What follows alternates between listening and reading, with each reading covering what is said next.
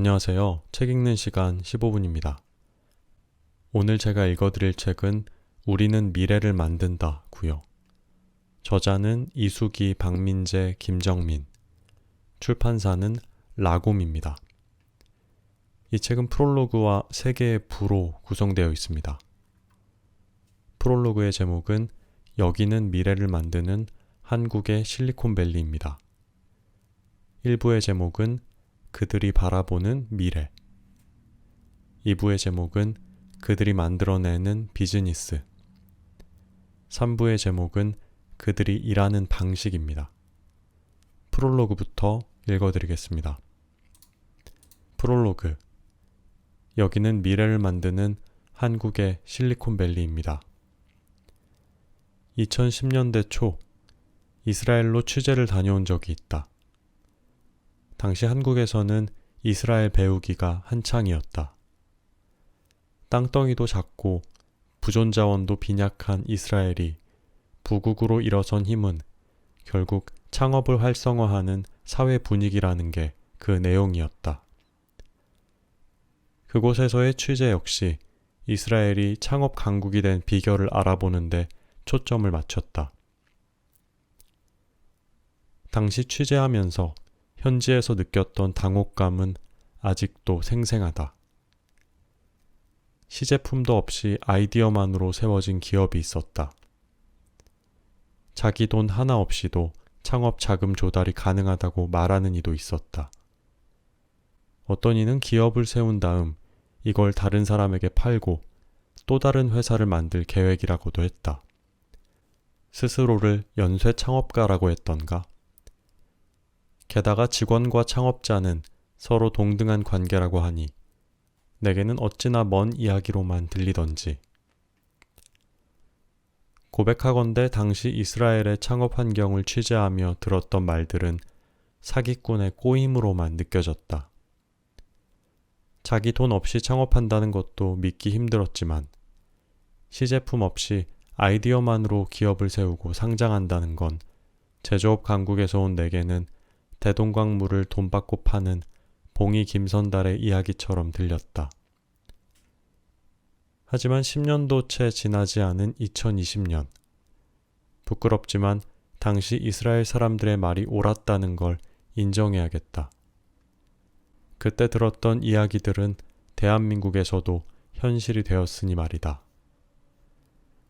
될성부른 아이디어에 몇백억 원씩 돈을 대주는 벤처 캐피털이 있는가 하면 자본금 한 푼 없이도 사업에 뛰어드는 창업가들도 있다.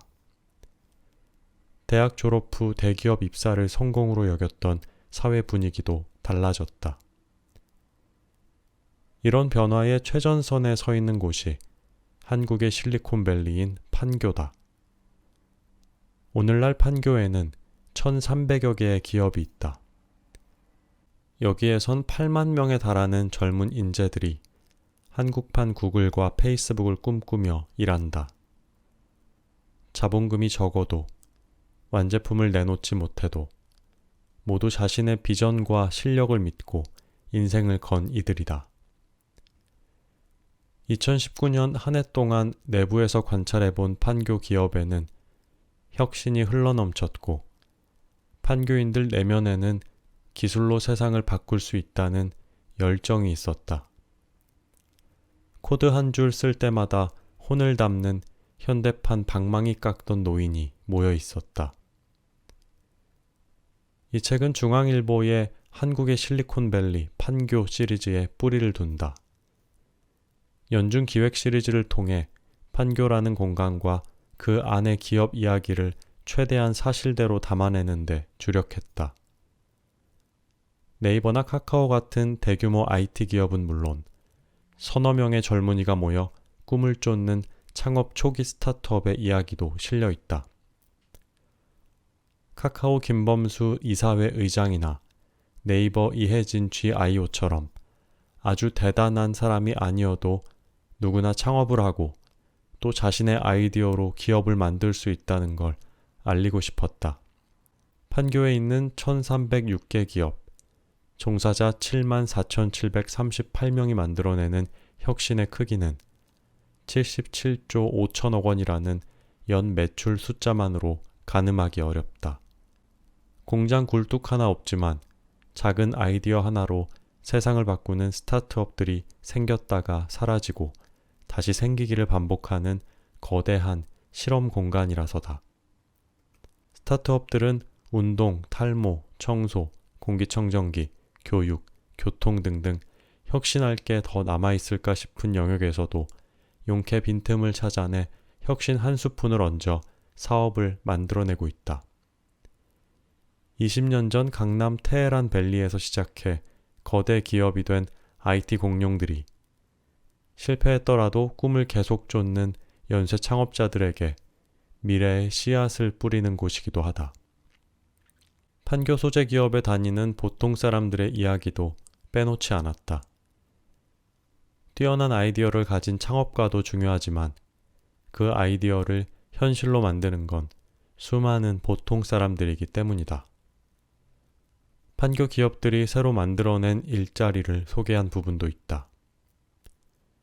기존의 상식으론 상상하기 힘든 직업인 폴리 아티스트 등이 대표적이다.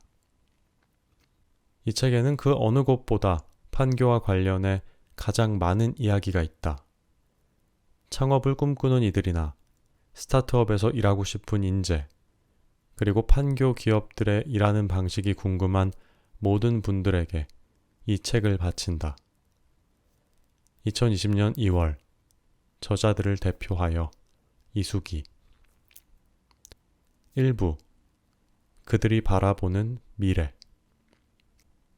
첫 번째 이야기 앞으로 10년 데이터가 돈을 번다. 카카오 의장 김범수 카카오의 판교 오피스가 입주한 경기도 성남시 분당구 삼평동 H스퀘어의 지하 2층 주차장. 주차장에서 기다린 지 2시간쯤 지났을까? 은색 세단이 미끄러지듯 주차장에 들어섰다. 차 문이 열리고 캐주얼 재킷에 면바지 차림의 낯익은 이가 내려섰다. 김범수, 카카오 의장이다. 중앙일보는 지금의 IT 코리아를 잇게 한 주역이자 판교의 영웅인 그를 몇 달간 쫓았다. 그가 그리고 있는 미래를 듣기 위해서였다. 김범수 의장은 서울대학교 산업공학과와 동대학원을 졸업한 뒤 삼성 SDS에 입사해 PC통신인 유니텔을 개발했다. 이후 회사를 나와 한양대학교 앞에서 당시 국내 최대 규모의 PC방을 운영했다. PC방 성공을 토대로 게임 개발에 착수. 1999년엔 국내 최초의 게임 포털인 한게임을 설립했다. 2000년 한게임을 네이버와 합병한 뒤엔 NHN을 국내 1위의 포털로 키웠다. 2010년 카카오톡을 출시, 2014년 다음 커뮤니케이션과 합병했다. 그는 중앙일보와의 인터뷰에서 IT 비즈니스에서 DT 비즈니스의 시대로 빠르게 넘어가고 있다라고 IT 산업을 진단했다. 과거가 인터넷에 이어 모바일 시대로 이행하는 시기였다면 현재는 모바일에서 데이터 기술의 시대로 넘어가는 변곡점이라는 것이다. 앞으로 10년은 데이터가 부가가치를 낳는 시대라고도 강조했다. 여기에 필연적으로 AI 관련 산업이 커질 수밖에 없다는 전망이 이어졌다. 김 의장은 앞으로 10년은 결국 AI로 정의될 것이라며 물이 끓어오르는 것처럼 이제 곧 비즈니스에 적용할 수 있는 레벨의 기술과 사업 모델이 쏟아져 나올 것이고 이건 결국 시기의 문제라고 내다봤다. 다양한 방식으로 축적된 빅데이터를 분석하고 이를 토대로 새로운 사업 모델이 나올 것이란 예측이다. 2019년 12월 카카오도 이에 맞춰 AI 연구 조직인 AI랩을 분사해 주요 사업 부문으로 육성하기로 했다. 카카오가 모으는 빅데이터는 지금 이 시간에도 차곡차곡 쌓이고 있다. 전 국민이 사용하다시피 하는 모빌리티 서비스인 카카오티도 그렇다. 어디에서 어느 장소로 몇 시에 이동하는지 등이 모두 활용 가능한 데이터 자원이다. 카카오의 AI 랩을 분사한다는 계획도 이런 밑그림 아래에서 나왔다. 한국에서 가장 강력한 플랫폼을 가진 카카오에도 고민이 있을까? 실제 2019년 1분기 카카오톡의 국내 월 평균 순수 이용자 수는 4,400만 명을 넘어섰다. 김 의장은 플랫폼을 넘는 그 무엇을 고민 중이다. 그는 플랫폼만 고수하는 건 답이 아닌 것 같다 라고 했다. 고객이 원하는 건 끊임없이 바뀌는 만큼 플랫폼뿐 아니라 경쟁력 있는 지적 재산권까지 제공할 수 있어야 한다 라는 것이다. 카카오의 오늘인 플랫폼뿐 아니라 미래엔 플랫폼 플러스 알파가 돼야 한다는 의미다. 그래서 카카오는 개발해내는 다양한 서비스를 카카오톡 플랫폼에 붙이고 있다. 카카오페이와 카카오 모빌리티는 물론 AI 기반 카카오톡 비즈보드와 카카오톡 선물하기가 대표적이다. 최근엔 카카오톡으로 메일 보내기도 가능해졌다. 서비스만이 아니다.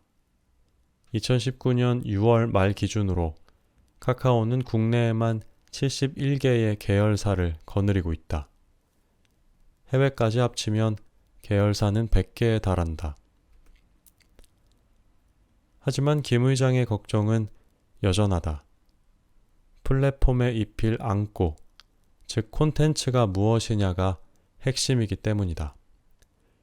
그는 평소 플랫폼이 아무리 강해도 소비자가 좋아하는 IP가 없다면 결국 경쟁력을 잃는다라고 강조해왔다.